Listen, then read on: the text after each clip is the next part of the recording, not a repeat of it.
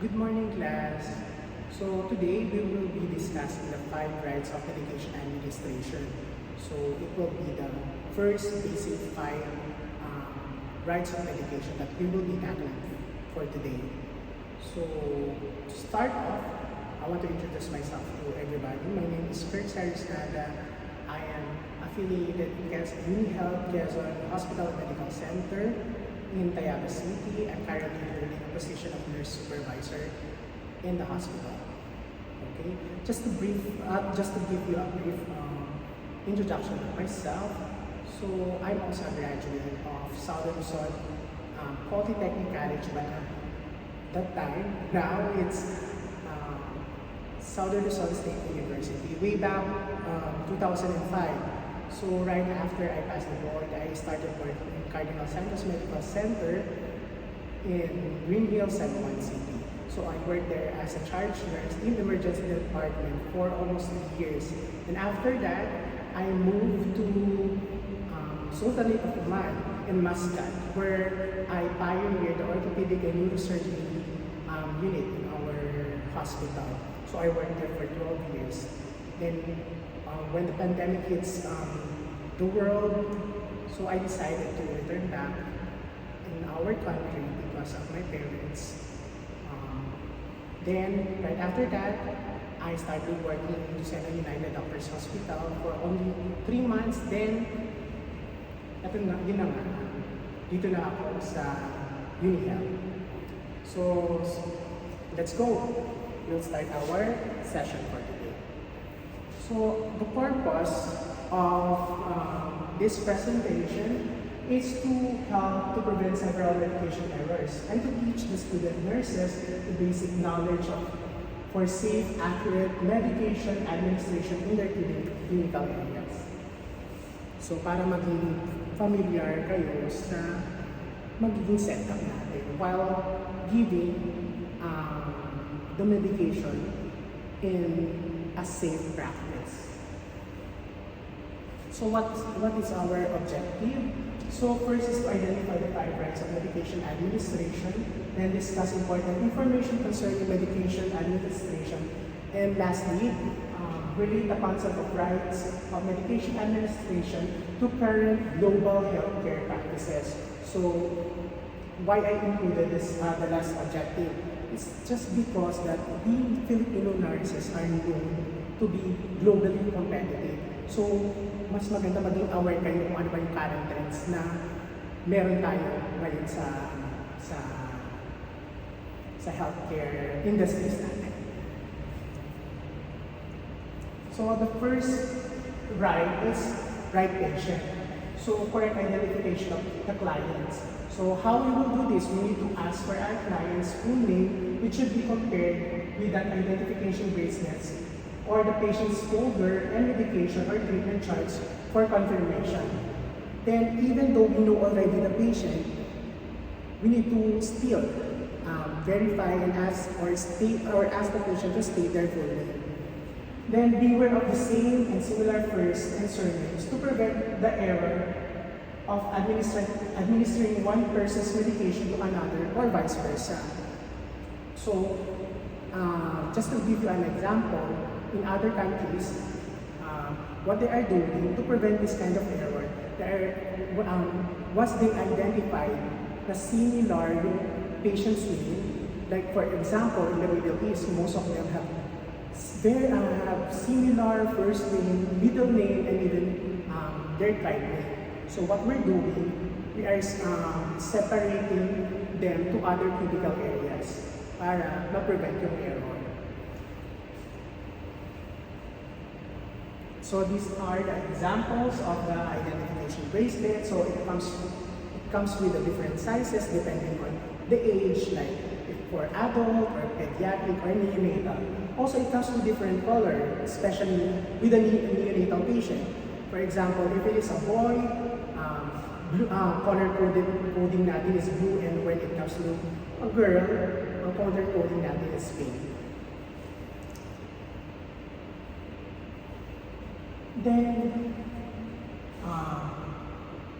International Patient Safety Goals, or the IPSG, kung ano nga ba naman itong IDSG and why I am presenting this to you.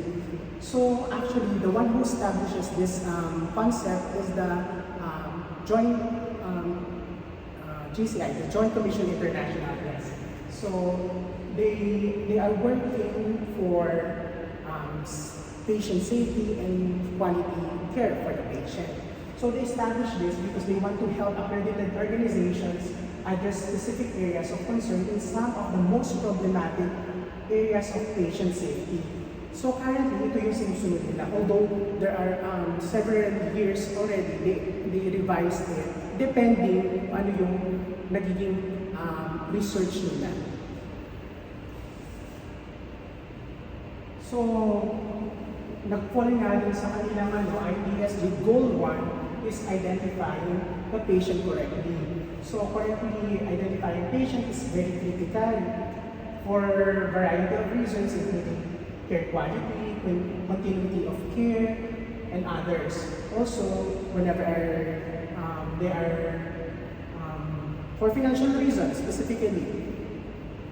Then, a wrong patient error occurs in all aspects of diagnosis and treatment. The policy includes disoriented or sedated patient who may change beds or rooms with sensory disabilities, giving medicines, blood products, taking blood samples, and so on. So ano nga ba itong patient identification? Patient identification is a process of appropriately identifying a patient using two patient identifiers. So in most hospitals, especially in abroad, they are using this two patient identifier, which is patient's full name and medical record. In other healthcare institutions, they are using three patient identifiers, which includes the birthday.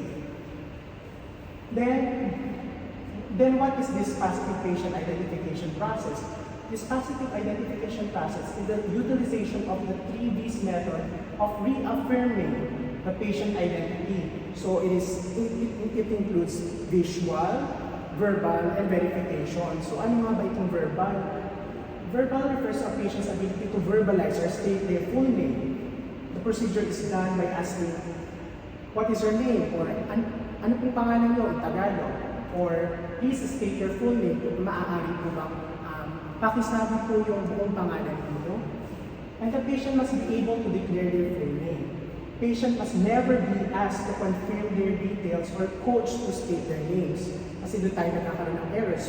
For example, a disoriented patient, and we will be asking, ito nga po ba ang pangalan nyo? Si Ginoong ganito po ba kayo? So what if nag-agree lang siya, which is hindi naman pala talaga yung ang totoong full name niya. So doon tayo nagkakaroon ng problema. Especially when we are giving medication. So what is this visual? Visual refers to visualizing or looking at the patient's ID band while patient is stating his or her full name. So ito yung situation whereas you're asking the patient's full name, then at the same time, tinitingnan mo kung tama ba yung sinasabi ng patient na pangalan niya sa kanyang identification bracelet. Then verification, a process of counter-checking the patient's ID against an order or procedure before administration of care. Ito yung situation whereas whenever you're giving, for example, medication, so ika-counter-check yung ID band against dun sa medication chart, or for example, for procedure, you're counter-checking the ID band from the consent. Then, let's proceed to the right drug medication. Before administering any medicine, compare name on medication chart or medication order with that on medication at least 3 times. 3 times with the medication label when removing it from the storage. Misreading medication names that look similar is a common mistake. These look alike medication names may also sound alike and can lead to error associated with verbal prescriptions. So, mostly, this occurs in emergency department or emergency room, whereas most of the orders, especially in a situation where like cardiac arrest, so most of the time, puro verbal order lang siya. So we need to be very careful with that kind of instances. Then check and verify if it is the right name and form of medication. Compare medication label with that on treatment chart and medication label and on treatment chart with the patient's name tag or the identification bracelet. And these are the example of look-alike and sound-alike medication. For example, this one, hydralazine, and against with the hydroxyzine. So, minsan kapag maingay in emergency department, minsan namamali tayo ng pakinig. So, it's sound-alike. Then, whenever we're getting the medication from the medication cabinet, minsan sa familiarity, akala natin yun na yun, pero hindi naman pala. So, for example, hydralazine, it is for high blood pressure or a vasodilator. Then hydroxyzine naman is antihistamine. On the other chart, listed there are the sound-alike medication and look-alike medication. So, papapag-aralan natin ito during the next session. Then, usually the sound-alike, look-alike medication or the high-alert medication are kept in a certain cabinet para ma-separate natin siya dun sa mga regular medication para ma-prevent natin ang error. In our, here in the Philippines, what we're practicing, double cabinet yung ginagamit natin. While in abroad, or specifically in the US, they are using this automated medication dispensing cabinet or electronic drug cabinet. Whereas, kailangan mo lang ilagay yung ID, what do you call this, per ID number and patient's MRN number or medical record number. Then, pwede ka na mag-release ng medication mo. At specific lang kung ilang medication ang ibibigay mo. Then, nakalagay doon yung maximum na pwede mong ibigay in a day. So, these are the sample. For example, losartan. So, checking against the medication or physician's order sheet, malagay dito losartan.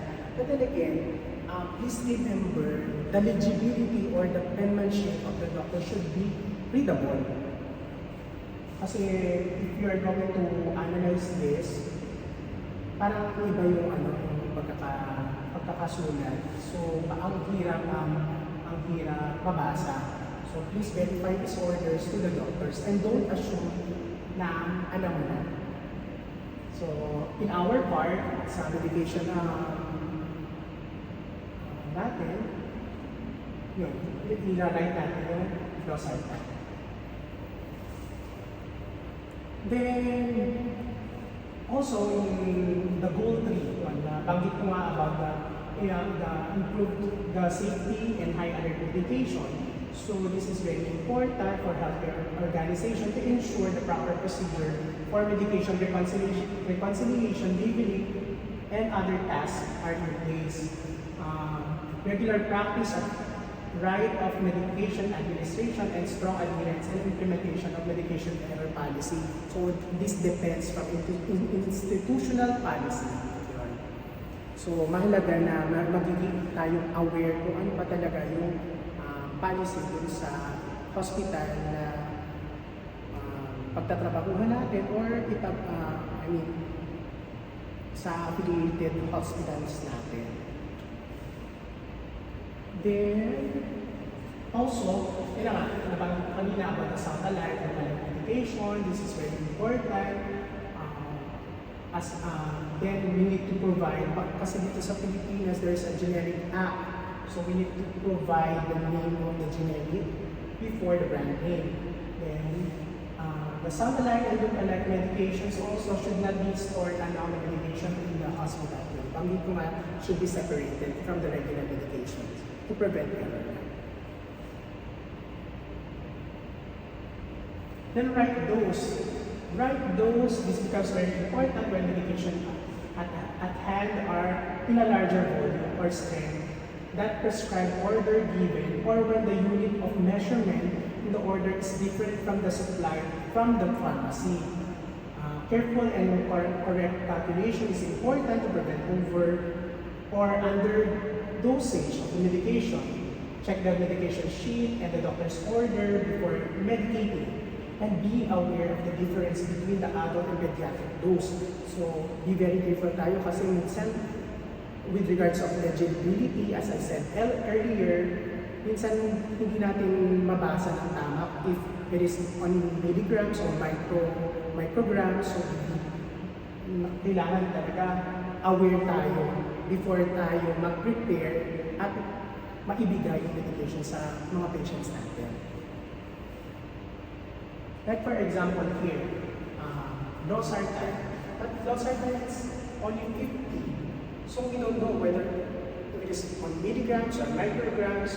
So what we need to do is to call the attention of the prescribing physician and verify their order. So ito yung example namin. So tumawag kami sa doktor, then we ask kung if it is 50 milligrams or 50 micrograms. Although pwede naman natin i-verify sa pharmacy if they have stock nito ng milligrams or micrograms, then that's the time we can also call the doctor. Then right route, an acceptable medication order must specify the route of medication. If this is unclear, the prescriber should be contacted to clarify or specify it. The nurse should never decide on a route without consulting the prescriber. Nabanggit ko nga kanina. So never tayo mag-a-assume na ito na talaga yung nakasunod.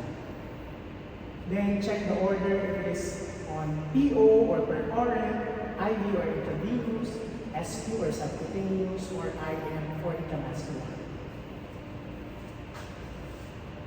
So ito na nga. Balik tayo sa sample natin. So, losartan, 50 milligrams, 1 tablet, OD at 7 p.m.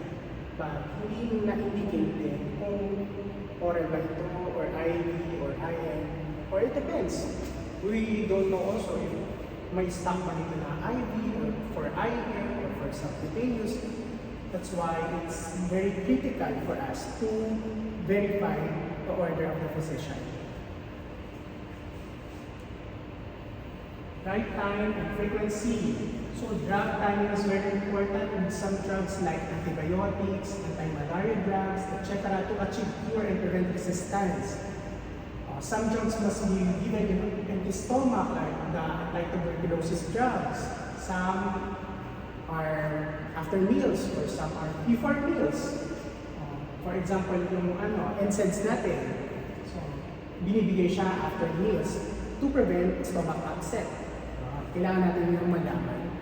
Then also, the interval of medications of drugs should also be adhered to because it is important for many drugs that the blood concentration is it's not allowed to fall below a given level, and for others, 2 successive doses closer than prescribed might increase blood concentration, to a dangerous level that can harm the patient. So, ano example nito? So, for example, vancomycin. So, vancomycin hindi lang tayo nagbibigay na basta-basta. So, some physicians are ordering like before the 4th dose, kukuha tayo ng true level. Yung true level is depending sa desired level ng vancomycin na meron tayo sa system natin, sa circulation. So, kapag napataas, i-adjust niya ng doktor, o kapag napababa, i-adjust niya. So, it means to say, under dosing ng pasyente, kailangan natin i-target kung ano talaga yung true level nila. Check the order for when it would be given and when was the last time it was given. So, bakit nga ba? For example, kailangan natin mag-change timing. So, kailangan natin malaman kung kailan yung last na naibigay yung medication na yun. Or, for example, kailangan a medication that babaguhin nila, papalitan nila yung medication. So, kailangan talaga malaman kung kailan yung last na bigay. For example, naka-IV siya ngayon ng antibiotic, then papalitan to oral medication. Kailangan talaga natin malaman. So, this one is the example. Paracetamol 500 milligrams, 1,000 PID, PRM for headache. So, yun. Ang nagiging sa ano natin, paracetamol, PID, PRM. So, dapat naka-indicate siya. So, ito pa yung other example na meron tayo. For example, in ER, kasi in ER, most of hospitals are using different form. So, for example, dito sa ER, ito yung medication order chart nila. So, hindi sila gumagamit ng standard order for this area of the hospital. Mostly ito lang. Then, 2 nurses will be verified the order before the medication is given. So this is the other example for the wards. They have this medication administration record. Also, we have standing order sheet record. So yeah, just to summarize what we have discussed today. So we have 5 basic rights of medication administration. So ano nga ba ulit ito? So first, right patient, then second one is the right drug or right medication, then right dose, then right route, right time or frequency. Thank you so much. We will be discussing the rest of the rights of medication administration in the next session. So I hope naging clear ito sa lahat and makatulong din ito sa clinical practice na. So I'll see you again tomorrow. God bless. Thank you.